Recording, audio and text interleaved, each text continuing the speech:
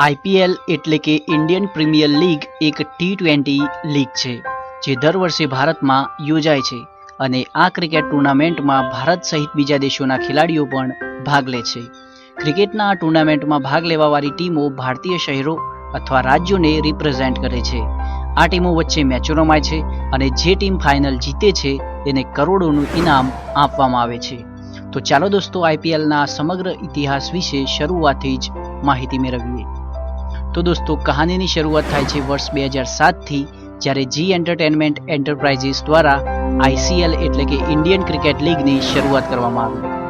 પણ બીસીસીઆઈ આ લીગની શરૂઆતથી જ ખુશ ન હતું અને એટલા માટે જ તેમણે પોતાની લીગ શરૂ કરવાનો ફેસલો કર્યો, જેથી તેમણે 2007માં અનાઉન્સમેન્ટ કર્યું કે આ લીગનું નામ ઇન્ડિયન પ્રીમિયર લીગ હશે, જે અલગ અલગ ફ્રેન્ચાઇઝી બેઝડ હશે. જાન્યુઆરી 2008માં અલગ અલગ ફ્રેન્ચાઇઝી દ્વારા શહેરોની ટીમ પર બોલી લગાડવામાં આવી, જેમાં ચેન્નાઈ, દિલ્હી, હૈદરાબાદ, જયપુર, કોલકાતા, મોહાલી, બેંગ્લોર, મુંબઈની ટીમને ખરીદવામાં આવ્યા. આ પછી ટીમ માટે ખેલાડીઓની બોલી લગાવવામાં આવી. દરેક ટીમ દ્વારા પોતાના ફેવરેટ ખેલાડીઓને ખરીદવામાં આવ્યા. આ પ્રોસેસ પૂરી થયા પછી એપ્રિલ 2008માં આઈપીએલનું પ્રથમ ટુર્નામેન્ટ થયું, જેમાં ફાઇનલ રાજસ્થાન રોયલ્સ ટીમે જીતી હતી. આઈપીએલ ટુર્નામેન્ટમાં સૌથી વધુ રન બનાવનારને ઓરેન્જ કેપ અને સૌથી વધુ વિકેટ લેનારને પર્પલ કેપ આપેલી હોય છે.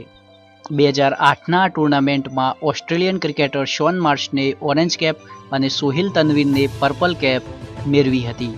2009ની સિઝનમાં Deccan Chargers versus Royal Challengers Bangalore વચ્ચે ફાઇનલ રમાઈ હતી, જેમાં ડેક્કન ચાર્જર્સ વિનર રહ્યું હતું. આ ટુર્નામેન્ટમાં શાનદાર પ્રદર્શન કરીને મેથ્યુ હેડનને ઓરેન્જ કેપ અને આરપી સિંઘે પર્પલ કેપ મેળવી હતી.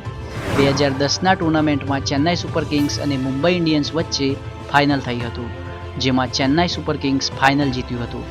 આ ટુર્નામેન્ટમાં સચિન તેંડુલકરે સૌથી વધુ રન બનાવ્યા, જેથી તેમને ઓરેન્જ કેપ, અને પ્રજ્ઞાન ઓઝાએ સૌથી વધુ વિકેટ લીધી હોવાથી તેમને પર્પલ કેપ મેળવી હતી. 2011ના ટુર્નામેન્ટમાં પણ ચેન્નાઈ સુપર કિંગ્સે ફાઇનલ જીતી હતી.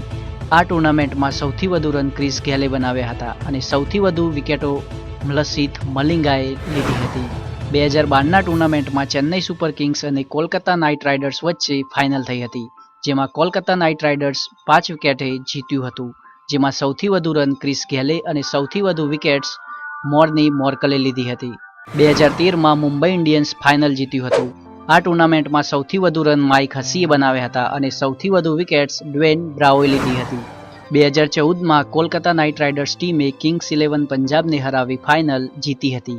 આ સિઝનમાં સૌથી વધુ રન રોબિન ઉથપ્પા અને સૌથી વધુ વિકેટ મોહિત શર્માએ લીધી હતી. 2015ના ટુર્નામેન્ટમાં મુંબઈ ઇન્ડિયન્સે જીત મેળવી હતી, જેમાં સૌથી વધુ રન ડેવિડ વોર્નરે બનાવ્યા હતા અને સૌથી વધુ વિકેટ ડ્વેન બ્રાવોએ મેળવી હતી. 2016ના ટુર્નામેન્ટના ફાઇનલમાં સનરાઇઝર્સ હૈદરાબાદે જીત મેળવી હતી, જેમાં સૌથી વધુ રન વિરાટ કોહલી દ્વારા અને સૌથી વધુ વિકેટ્સ ભુવનેશ્વર કુમાર દ્વારા લેવામાં આવી હતી. 2017માં ફાઇનલ મુંબઈ ઇન્ડિયન્સે જીતી અને સૌથી વધુ રન ડેવિડ વોર્નર અને સૌથી વધુ વિકેટ્સ ભુવનેશ્વર કુમાર દ્વારા લેવામાં આવી હતી. 2018ના ટુર્નામેન્ટની ફાઇનલમાં ચેન્નાઈ સુપર કિંગ્સનો વિજય થયો હતો, જેમાં સૌથી વધુ રન કેન વિલિયમસન અને સૌથી વધુ વિકેટ્સ એન્ડ્રુ ટાય દ્વારા લેવામાં આવી હતી. આઈપીએલના રેકોર્ડ્સની વાત કરીએ તો અત્યાર સુધીના દરેક ટુર્નામેન્ટમાં સૌથી વધુ રન 4985 રન સુરેશ રૈના દ્વારા બનાવવામાં આવ્યા છે અને સૌથી વધુ વિકેટ્સ લસિથ મલિંગા દ્વારા લેવામાં આવી છે. ચેન્નાઈ અને મુંબઈ ઇન્ડિયન્સ ટીમે 3 વાર ફાઇનલ જીતવાવાળી 2 માત્ર ટીમો છે. આઈપીએલમાં સૌથી વધુ સિક્સર્સ ક્રિસ ગેલ દ્વારા લગાવવામાં આવી છે. તેઓ 292 સિક્સર સાથે પ્રથમ નંબરે છે. આઈપીએલમાં અત્યાર સુધીનો highest individual score 175 not out Chris ગેલનો છે. બીજા નંબરે 158 નોટ આઉટ બ્રેન્ડન મેકલમ છે. આઈપીએલની ફાસ્ટેસ્ટ 50 લોકેશ રાહુલના નામે છે, જેમણે 14 બોલમાં 51 રન બનાવ્યા હતા. તો દોસ્તો આઈપીએલમાં કઈ ટીમ છે તમારી મોસ્ટ ફેવરેટ, કમેન્ટ કરીને જરૂર બતાવજો.